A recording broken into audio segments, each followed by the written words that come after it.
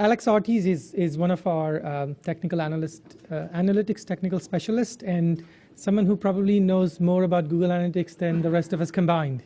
So who better to tell you about advanced things that you can do with Google Analytics than Alex? He has lots of experience. He works directly with our customers, and he's an overall awesome guy. So Alex Ortiz. Thank you.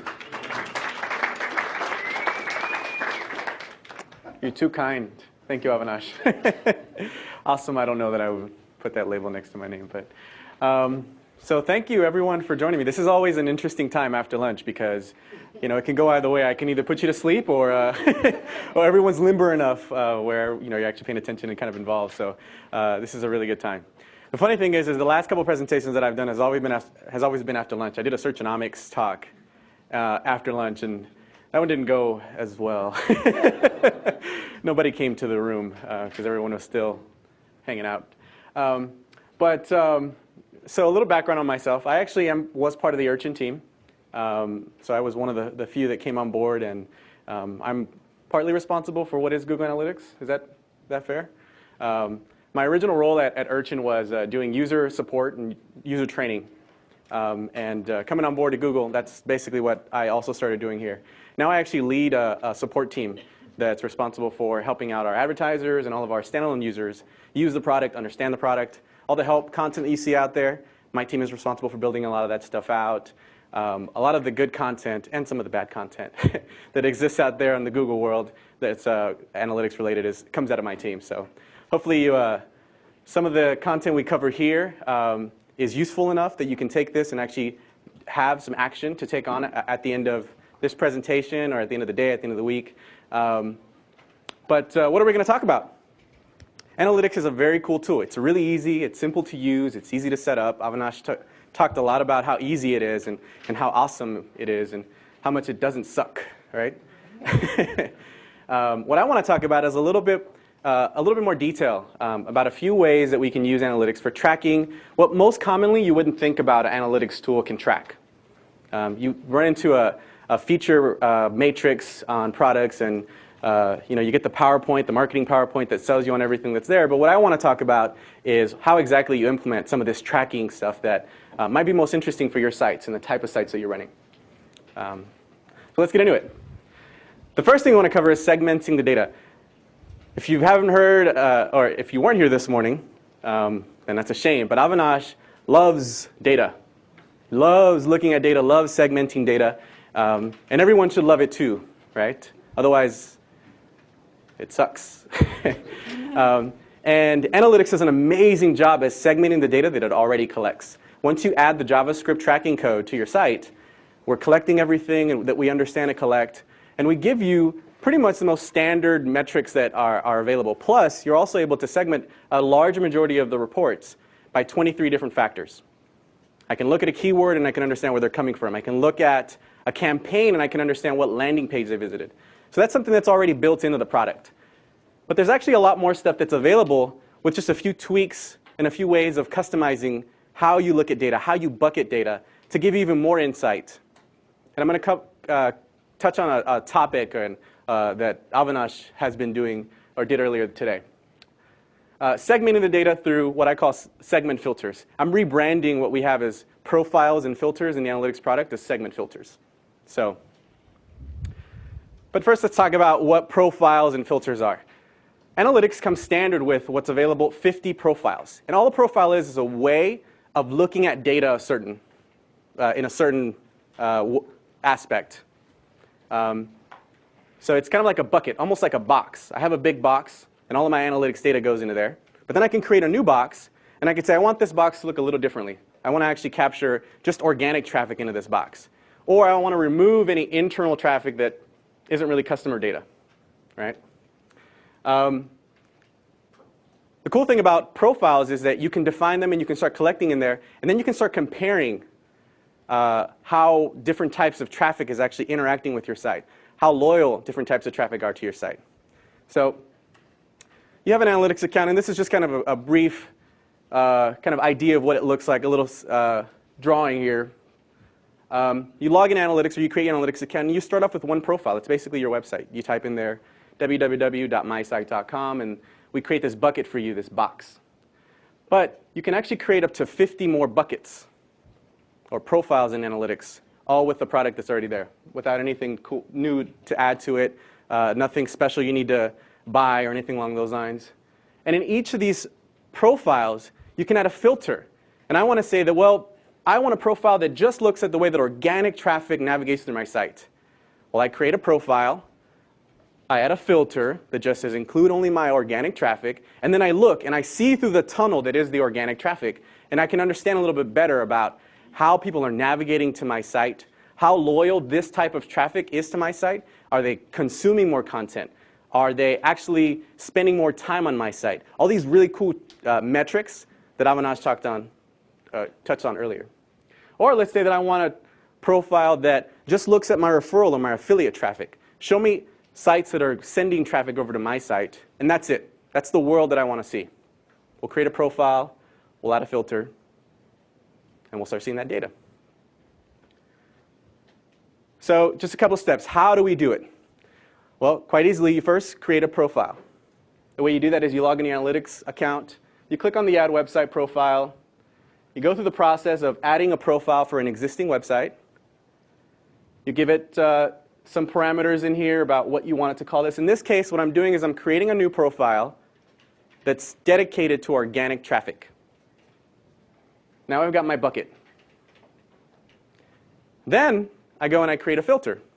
So analytics provides a number of advanced filters. What we're going to cover here is just one type of filter, which is including and excluding certain types of traffic. So I go to add a filter, and then I tell analytics, well, what I want to do is, in this case, I want to just include organic traffic. And you have a list of different filters that you can use. We're going to be using the include filter type. And then I'm going to say, well, if any medium that's organic comes to my site, that's what I want to keep in this bucket. So why is this useful? Oh. And I can actually continue doing this and creating these new filters, these new profiles for different types of traffic that I want to look at. I think there was a question that was asked earlier on, which is, how do I see how different types of traffic is accessing my site, whether or not affiliate networks is doing certain things? This is the best way to do it. You create your profiles for the different types of traffic that are coming to your site. You filter on it, and then we look at the reporting. And this is where it gets really cool. Here's a site that gets a pretty average amount of consumption or loyalty. You notice that I've got a number of visits that come only one time, 79% of my traffic. And I've got well, it's not a very distributed tail, but I've got a large chunk of visits that come in 2 or 3 times. This is all of my traffic for the entire site. Well, what does this look like for referral traffic or for organic traffic? Now with my new profiles that I've created, I can actually click on this report and check this out. Referral traffic, let me go back here. This is my all traffic. Referral traffic accounts for 91%. Or in this case, 91% of all my referral traffic comes one time. And the tail that comes behind it is they don't stick around. They don't come back to my site. They usually come once and they don't come again. And that's, maybe I'm paying for referral traffic. Is it worthwhile for me to pay for all this referral traffic if they're not even staying on my site? If most of the traffic that comes once and doesn't come back again? Now compare this to organic. And look at this. I've got a much longer and much more distributed tail. I have more traffic that comes more often. Well, sorry, I have traffic that comes more often. But you notice that I don't have as much traffic. The organic traffic that's actually coming to my site is a lot less. Well, what should I do in this case? Now you have insight. You now have action that I can do with this data. Well, maybe what I want to do is invest in more SEO tactics. And I want to invest less in some of the referral traffic stuff that I'm doing, less affiliate network traffic stuff that I'm doing. Right? But now I have the detail that shows me that. And I understand at this point that when I have organic traffic come to my site, they continue to come back. They don't leave and don't return to my site. This is cool. More insight. How much content are they consuming? The same site, all traffic. Most of my traffic comes and consumes about 1 to 5 pages on the site. Well, what does that look like with organic and referral traffic? Well, organic traffic, I actually have a lot of people that come and they consume more content. Well, I have a minimal amount of people that come because my SEO isn't so great. But when they do come, they actually consume a lot of content. Now compare that to referral. Referral, I get 66% of my referral traffic only views one page. And they usually stay on the, you see there's a breakpoint there about 4 pages, right? 4 or 5 pages there. They don't consume as much content. Is it worthwhile for me to actually spend the time to try to drive traffic from referral? Or would it be worthwhile to actually have organic traffic come to my site? They consume more traffic. They come more often. Seems kind of logical. What would the next step be? Flash. Good old Flash. An interesting question that was asked earlier was, analytics is great and it tracks page views, but what about for sites that don't have any page views? Flash is a great example of this. Ajax is another example of this. We've got widgets and all these other things that we're integrating into our sites, and these cool, flashy, fun things that attract people to our site and hopefully keeps them, right? But how do you know? How can you use a tool to tell you this? Believe it or not, analytics can actually tell you how well some of your Flash content is performing. It does require a little bit of tweak to the Flash content itself. You do have to add a couple of JavaScript tags, a couple of events to it, and we'll talk about that here in a second. But then once you have that there, now you have the ability to actually create action on that type of content. And I've got a couple cool examples here. Well, the first one is, this is our own site. We have a Flash video about Google Analytics that tells you some of the cool features that Analytics has to offer. I think about 9 chapters it's on there. But at what point do people actually visit the Flash site and then navigate over to sign up for an account? Well, what I can do is, using Flash and some JavaScript, this is all the code that I need. I just add a little on-release Flash event. By the way, this is for ActionScript version 2, not ActionScript version 3, for those of you that are familiar enough with Flash. But I add a release, on-release, which tells me when someone lets go of their mouse button, I want to make sure that Analytics gets a sensor that says that they did something. In this point, they actually clicked on step 2 in the tour. Well, what happened next is then Analytics gives you the insight that then tells you they signed up. Well, that's kind of cool. If I can somehow tell people, get to people to step 2 in my tour, they actually go and they sign up for the product. Here's another cool one. I love this site, the BMW Mini site here. Really flashy. It's really great. You hover your mouse over some stuff, it does some cool things.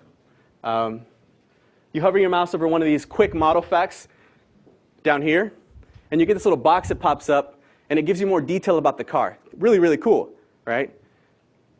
Do people actually go and build their own car? Do they then go and submit their lead? Do they then go look for a dealer in their location? You can actually find that out within Analytics. And the way you do that is the same way you just tag the last Flash. You just tag one of these buttons, tag the interaction, the click, the motion over, the hover over, the leave, and you tell Analytics, well, the minute that they do something on that, send us a little bit of data that says that someone completed an action on your site. This same tactic can actually be used on Ajax sites. On click, someone does something. Generally, what happens is an event happens on the site. Tell Analytics that something's happening. The way you do that is you just call this little JavaScript call. It's the urchin tracker function. And you'll recognize this urchin tracker function by looking at the Analytics JavaScript code that's already given to you. Urchin tracker is basically the workhorse. It collects detail about what's going on the site and it sends it over to the Analytics servers. In this case, what you're doing is you're telling Analytics that this is a Flash movie that talks about quick facts, and they're specifically clicking on the Mini Cooper site. If I can track every single event this way, then I can identify whether or not that hover over or that mini button that's there is actually leading people to reach out to their local auto dealership or get more information about it. Here's another cool one. We actually have a customer that's doing this right now. They have a Flash. And by the way, this isn't the customer they're working with. This is just an example. But they have a Flash movie player. And they want to know whether or not their users that are landing on their site are actually looking at all the content and trailers that they have on there. So what they do? Well, they tagged each of the events or each of the sections here when someone reaches a certain point in the movie with an urchin tracker call. When someone starts, it sends analytics a start message. When they hit the midway point, it tells analytics, hey, they've hit the midway point. And then when they hit the end, it tells analytics that they hit the end point. Where do you put your advertisement? Video ads are big right now. Where do you put your ads? At the beginning? At the end? In the middle? Where do they fall out? Yeah. So this is a really cool way of now understanding how people are navigating with your Flash movies. And then you can even do this with a goal, and you can create a funnel process that says, show me when people start watching the trailer, when they reach the 50% or the midway point, and then when they actually complete watching the trailer. Now I know where they're dropping off at, and where do they go after that? Do they click on an ad that I may have rolling on there? What do they do after that? Insight. Now you have that the ability to start identifying whether or not these Flash videos are actually even worthwhile at this point, or what you're putting in there is worth the time. So the next piece we're going to talk about here is tracking across domains. So analytics uses first-party cookies. Question that was brought up before was, some of the ways, I think this was a question that came up here today, but analytics uses first-party cookies to identify traffic. And it does that by launching a JavaScript, setting a cookie that uniquely identifies that visitor, and it keeps track of a specific session for that visitor. So long as the cookies are there, analytics knows that you're the same visitor. The cool thing about first-party cookies is that the website that sets it owns them. There's no third-party action that goes on here. In other words, someone else can't take your data, someone else from another domain. And by the way, third-party cookies, for the most part, on a lot of browsers are blocked. So we do a pretty good job of identifying visitors by using the technology that we do now.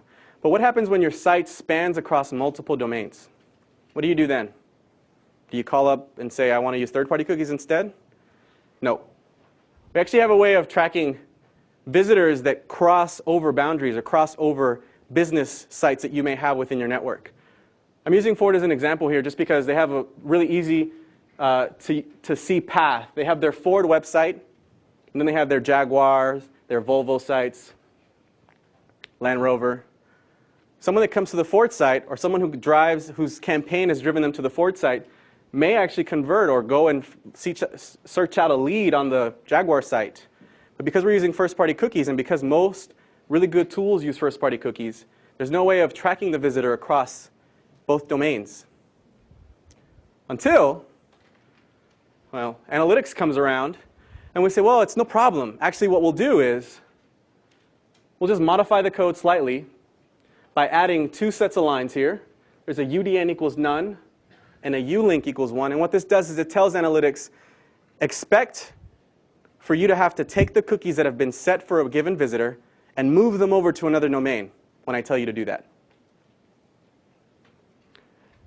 The next thing we do is then we tell our website that whenever you're actually going to move to that other website, call this function here called the UTM linker. And what this does, the UTM linker is a really cool tool. It takes the cookies that exist on the current domain, in this case Ford.com, and it sends them over, wraps them up, and sends them over to Jaguar.com. In the URL, you'll actually see some cookies in the, so you'll see what exactly analytics is transferring. The receiving site, the receiving JavaScript, then reads the URL and it says, well, you already have cookies. And rather than me identifying you as a new visitor, I'm going to identify you as the same visitor that just came from Ford.com. You keep the same campaigns that drove you to Ford. You keep the same visitor identifier. And now I know you as the same visitor. This is really cool because now absolute unique visitors is no longer tied to just the domain. You can actually tie this absolute unique visitors to your entire network of sites. Because you can actually transfer these cookies around as your users are navigating through your site. Now, one warning, this is a little tough. This is not an easy process. Namely because the UTM linker function does have to work on the click itself. When someone clicks on a link to go over to Jaguar, that link, that click itself, is what causes the action of transferring the cookies around. This is really easy on some of the smaller sites that exist, where you can actually add these on-click events on the href, either through your content management system, but it's really difficult on large sites. there are some hacks that you can do using the DOM to basically go through your hrefs and tag them already, which makes it a lot easier to do. Okay, capturing e-commerce transactions. Now that we understand how to identify and keep traffic identified uniquely as they traverse through different domains, let's say that I've got my e-commerce engine sitting on a totally separate service or a totally separate domain. Let's understand here how analytics actually captures e-commerce data.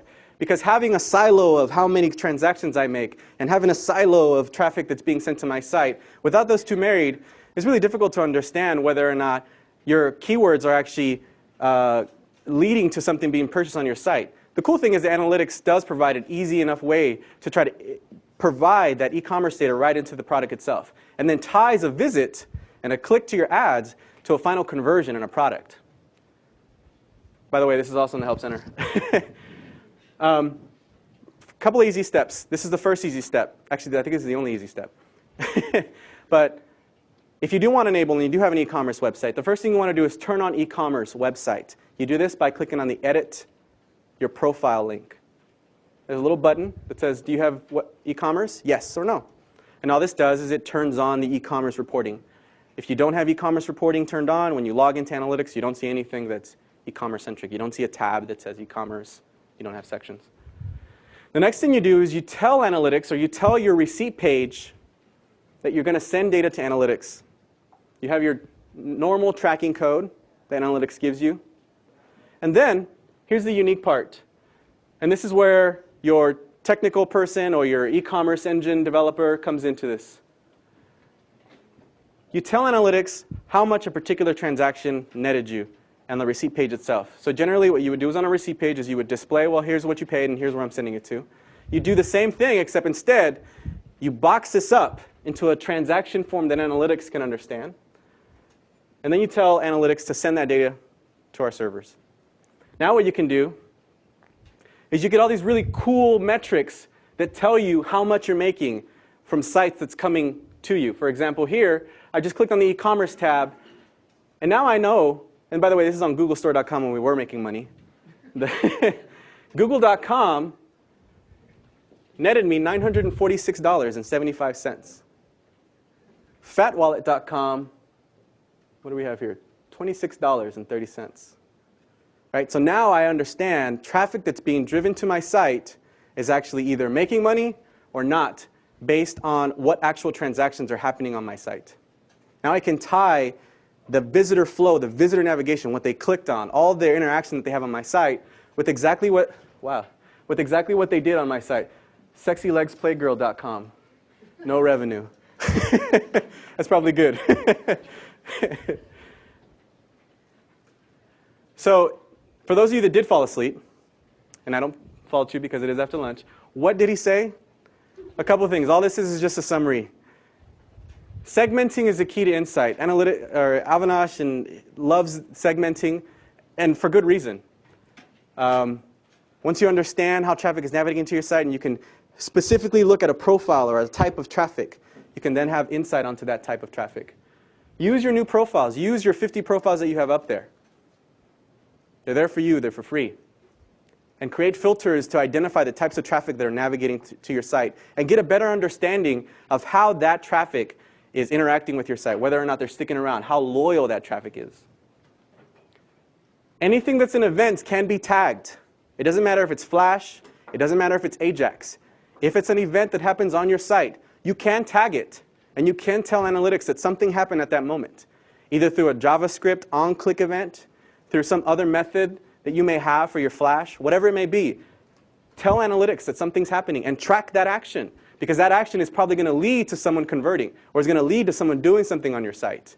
And you may want to know that, and you should know that. Just because analytics uses first-party cookies doesn't mean you can't track visitors across domains. Using the UTM linker function, and by just modifying a few snippets of code, you can actually track how a visitor is navigating through your site, and finally converting, and keeping that absolute unique visitor absolutely unique across your domains. And then e-commerce data can be tied to your advertising. Lonely data is useless data. What is that, Palm? Avinash has this I'm not even going to try it. But lonely data is not useful. Silos are not useful. Tie the data together. Marry them. Tie how visitors access your site, how they come to your site, with how much they're actually spending on your site. And understand what real ROI is. And that's it.